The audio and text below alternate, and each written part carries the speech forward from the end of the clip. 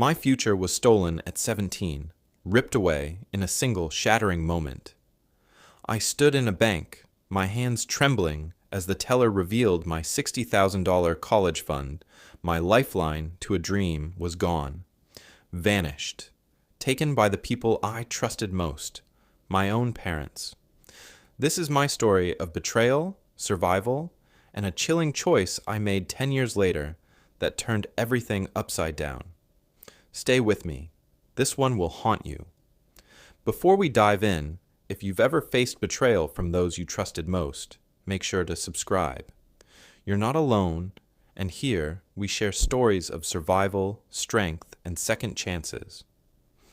I was a high school senior, consumed by one ambition, to become an engineer.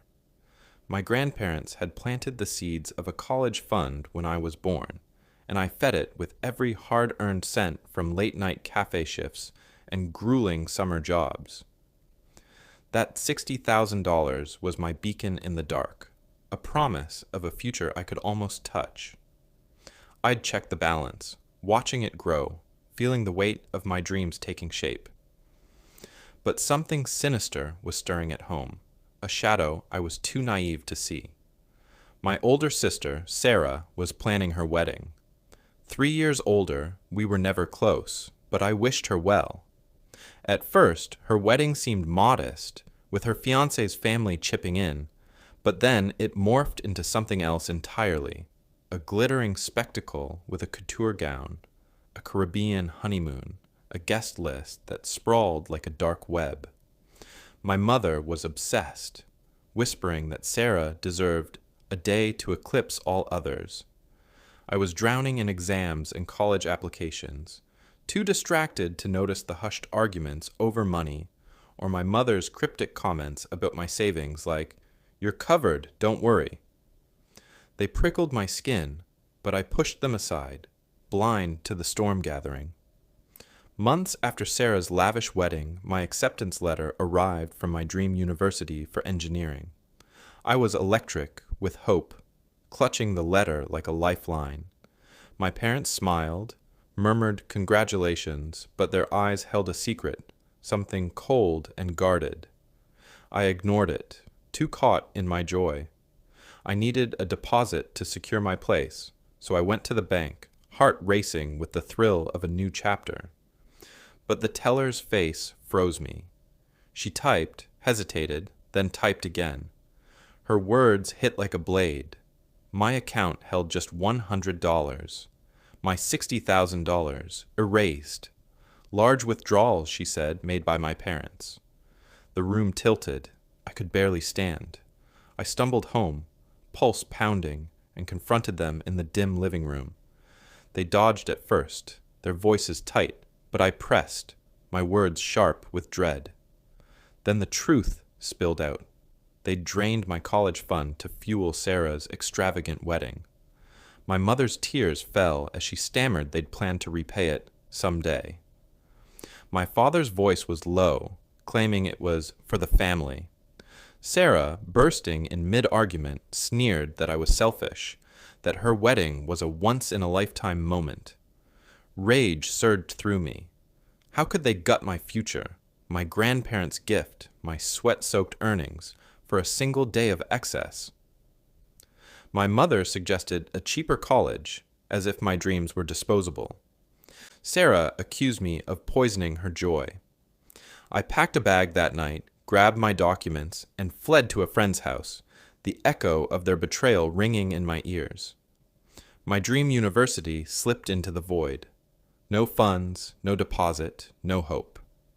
I worked 2 soul-crushing jobs, factory nights, diner days, my body aching, my ambitions buried. The betrayal was a splinter in my heart, festering. My parents called a few times. Sarah sent venomous texts, blaming me for shattering the family, but I blocked them all. They'd revealed my worth, nothing. Years crawled by, and I clawed my way back. Night classes at a community college, suffocating student loans, a transfer to a state university. I earned my engineering degree, but the cost was brutal: debt, exhaustion, and a shadow of resentment that never faded. I built a fragile life alone, a small apartment, a steady job, but the past was a ghost that wouldn't rest. I hadn't spoken to my family in 10 years. No apologies, no amends, just silence. Then, last week, a knock at my door sliced through that silence. Through the peephole, I saw them, my parents, aged and haggard, my mother's face streaked with tears. My heart pounded as I cracked the door, chain still locked. Their voices trembled with desperation.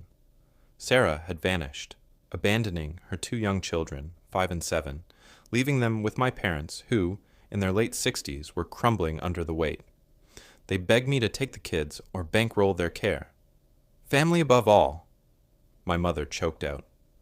Her words a twisted echo from a decade ago. The audacity burned like acid. Family?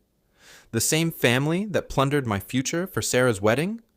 The memories flooded back, the hollow bank account, the endless nights of toil, the debt that still chains me. I held my ground, my voice a low, cold blade.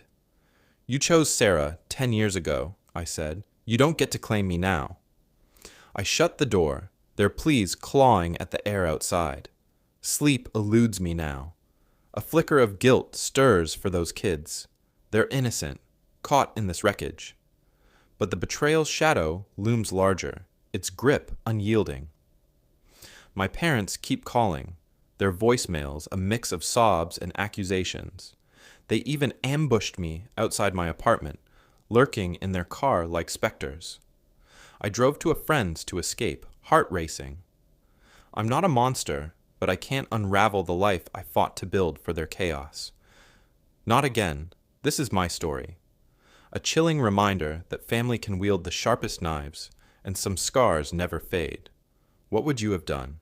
Share in the comments, and if this tale gripped you, hit that like button and subscribe for more stories that linger like ghosts in the dark.